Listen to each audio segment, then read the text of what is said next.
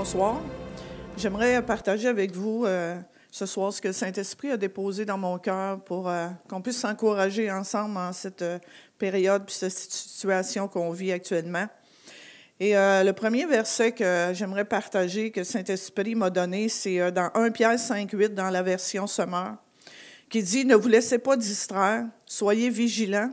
Votre adversaire, le diable, rôde autour de vous comme un lion rugissant qui cherche quelqu'un à dévorer. » Et je crois que c'est très important pour les enfants de Dieu d'être vigilants durant cette période de crise qu'on traverse, particulièrement parce qu'il y a plusieurs personnes qui doivent demeurer isolées chez elles.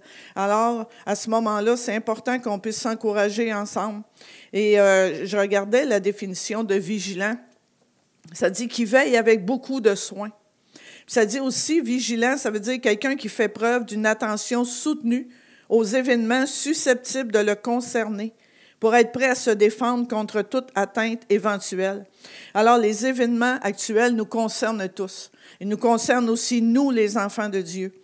Et le diable, qui est venu pour voler, pour détruire, bien, il va essayer pendant ce temps-là de voler notre paix, de voler notre joie, de voler notre espérance. Il va essayer de détruire notre foi en Dieu au travers de tout ce que nous entendons ou tout ce que nous lisons.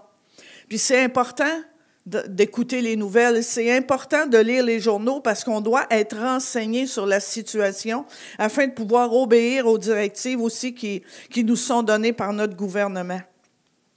Mais les nouvelles, elles changent à tous les jours. Les nouvelles, elles évoluent. Mais ce qui ne change pas, c'est la parole de Dieu. Dieu ne change pas, sa parole ne change pas. Et c'est important, très important de se nourrir pendant cette période-là de la parole de Dieu. Dans le psaume 23, ça nous dit « L'Éternel est mon berger, je ne manquerai de rien. » Même si on voit aux nouvelles que les gens se précipitent dans les épiceries pour vider les tablettes, mais nous, en tant qu'enfants de Dieu, on n'a pas à s'inquiéter parce que Dieu nous dit « Il est notre berger et on va manquer de rien. » Et quand l'ennemi vient avec des pensées négatives, il vient pour nous décourager, il vient pour nous inquiéter, prenons la parole de Dieu et déclarons comme Jérémie dans Lamentation 3, 21. Il dit « Voici ce que je veux repasser en mon cœur, ce qui me donnera de l'espérance. Les bontés de l'Éternel ne sont pas épuisées. Ses compassions ne sont pas à leur terme. Elles se renouvellent chaque matin. » Oh, que ta fidélité est grande. L'Éternel est mon partage, dit mon âme. C'est pourquoi je veux espérer en lui. Les bontés de l'Éternel se renouvellent chaque matin.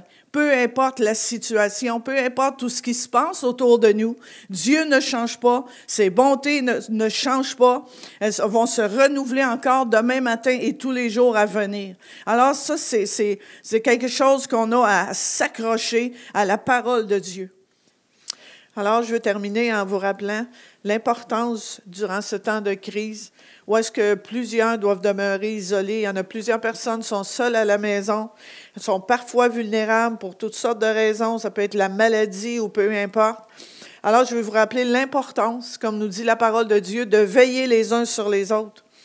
Alors, n'hésitez pas à téléphoner à une personne que vous savez qu'elle est seule. Envoyez un petit courriel si vous avez Internet.